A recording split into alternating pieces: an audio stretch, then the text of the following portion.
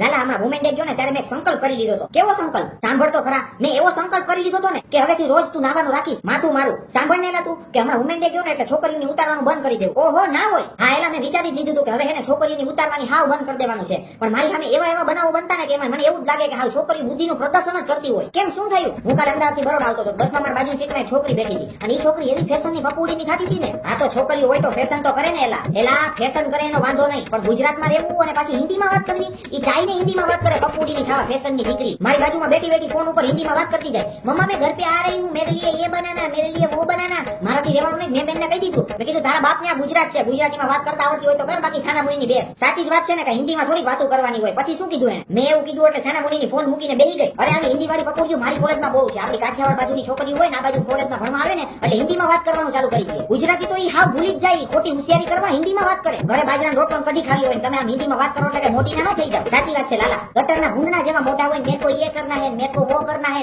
અરે પહેલે તું તેરા થોબડા હરખા કર જા. ગુજરાતી છીએ તો પછી ગુજરાતીમાં વાત કરવાનો ગર્વ હોવો જોઈએ. ઘણાઈને તો ગુજરાતીમાં વાત કરતા શરમ આવે. ગુજરાતીમાં વાત કરે તો નીચા બાપના થઈ જાય ને. અરે એના બાપની જાતને તો બે વઘારેલા રીંગણા મારું. છોકરીની વાત નીકળી છે તો તને ભેગા ભેગા કઈ જ દઉં. બોલ બોલ. આપણો ઓલો મિકી છે ને મોબાઈલ વાળો, એની દુકાને એક દિવસ હું બેઠો હતો તો ત્યાં એક છોકરી રિચાર્જ કરાવાઈ ગઈ. આવીને કે ભૈયાજી મેરે મોબાઈલ में 80 का રિચાર્જ કરો ને, અને પછી 100 ની નોટ કાઢી. તો મિકી કે ચેન્જ આપો ને. તો મેડમ કે શું ચેન્જ કરું? એને ચેન્જ એટલે હું નહોતી ખબર. પછી મિકી કે બેન ખુલ્લા હોય તો ખુલ્લા આપો, છૂટા છૂટા. ત્યારે બેનને લાઈટ થઈ કે હા છૂટાની વાત કરે છે. હવે એને ચેન્જ એટલે હું નહોતી ખબર અને હિન્દીમાં પપુડીની ખાવા જાતી હતી. અડધાથી ઉપરની ભાગની છોકરીઓ આવી જ છે. હાથથી ધોતા આવડતી ન હોય ને સીધી પિચકારીની વાતો કરે.